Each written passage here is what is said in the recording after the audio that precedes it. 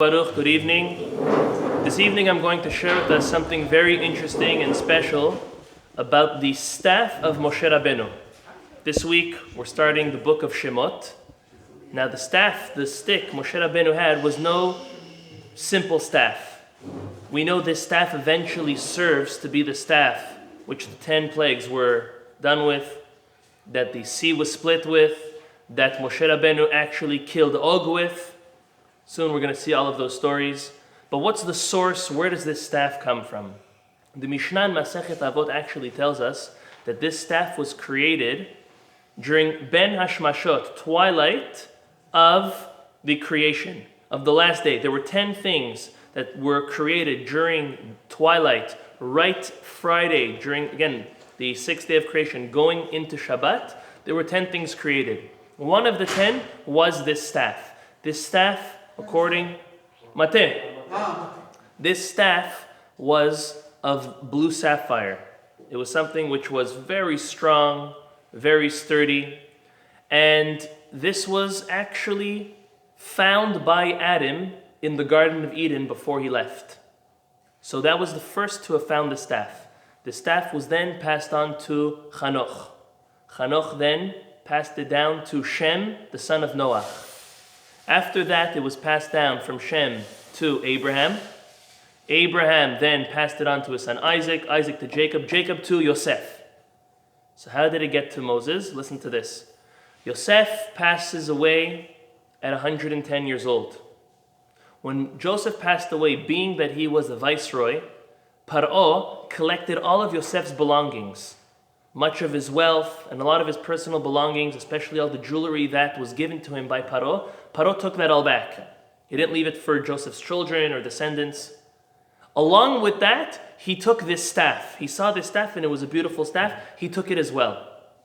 Now we know that, moving a little later, Yitro, which becomes the eventual father-in-law of Moses, Yitro was one of the 3 advisors of Paro. When there was a disagreement, and when Paro came and presented his 3 main advisors, what should we do with the Jewish people? They're multiplying. Yitro didn't want to get into that fight, so he ran away.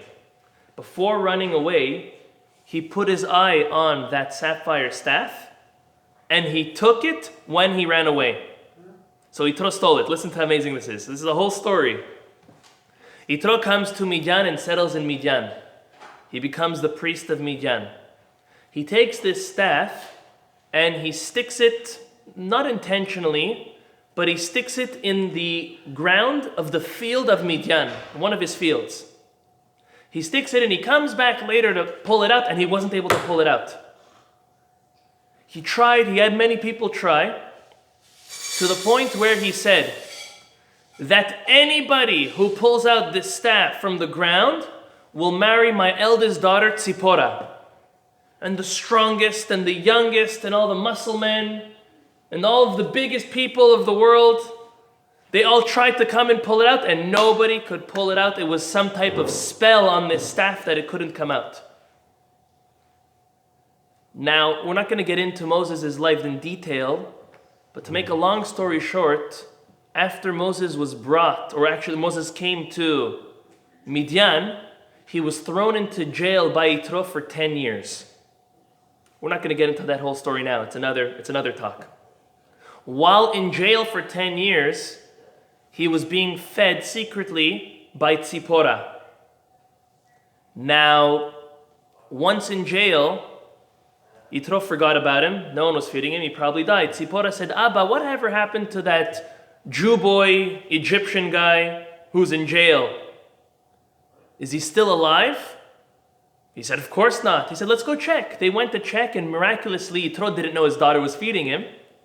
Miraculously, Yitro said, wow, he's alive. He must be a very special person. The descendants of Abraham, Isaac, and Jacob. They took him out. They freed him. Moshe was walking around the fields of Midian, and he sees that staff for the first time. He goes over to it and he sees 2 things engraved on it. Firstly, God's name. Secondly, the acronym of the 10 plagues that are going to be, he didn't know exactly what it was. But the 10 plagues, an acronym, as we know, we have the 10 that we say during the Haggadah, Detzach, Adash, Ba'achav, right? So though that word, which he didn't really understand what it was yet, was inscribed as well as the name of God. He looked at it and in a flinch, he picks up the staff. And it comes out after all those muscle people tried to take it out. Yitro saw that and he said, I guess I have to give you my daughter Tzipora. And that's the story of the staff of Moses. So that's its origin. Its origin was from the time of creation, passed down from Adam to Chanoch to Shem to Abraham, Isaac, Jacob, Yosef. Paro got his hands on it. Yitro got his hands on it until finally it made its way all the way until Moshe Rabbeinu. That staff went with Moshe Rabbeinu all the way till the end. So it's very interesting to know where it came from and how Moshe actually got it. So that Hashem HaKadosh Baruch Hu will help us. That we'll take a question. 2 questions. 1, how long was he in jail? 2, where is that staff? Oh, very good. Okay, so that staff, I can't tell you where that staff is. I'm joking, because then I'll have to. No, I don't know where the staff is. I'm sure. Maybe I'll look around. I could find where it is. He was in jail for 10 years. But they said they let him out when she asked about the food. No, he actually sat for 10 years.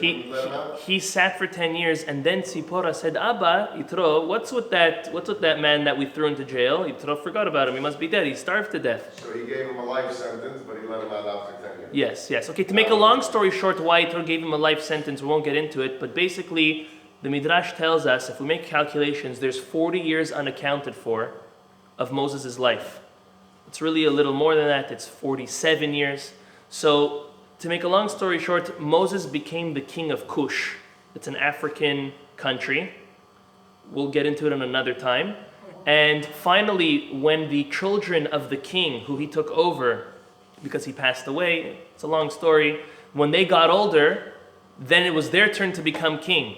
So they made peace. He decided, okay, he's going to step down, and he left. And from there he went to Midian. As soon as he came to Midian and they heard that he was no longer king of Cush, they thought that he must be a criminal. He must have done something wrong. So instead of just letting him live in town, Yitro, the priest of Midian, sentenced him to prison. That's how Moshe ended up in prison. And then that's how he got out 10 years later. And that's how he finally had that famous staff, which led him through the whole way through the Exodus as well as the desert.